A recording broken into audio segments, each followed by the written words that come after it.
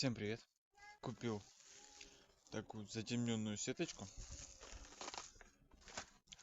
и сеточку для огурцов. Буду делать эконом-вариант забор. Где-то 1,70 м, где-то вот так вот. И по низу пустю, мне чисто не перелетали, да и все. Минус в том, что ветер. Ветер дает такую парус. Заснимать. Не знаю, правда, что с этого получится. Ну посмотрим. Курица в принципе не должна пролезть через такую вот ячейку. Ну, херня. Очко здоровое, она проходит со свистом. Такая пу, пролетела, как я не знаю кто. Как фанера над Парижем. Так что не годится. Херня это все. Что в итоге? Херня с сеткой. Как пас курей,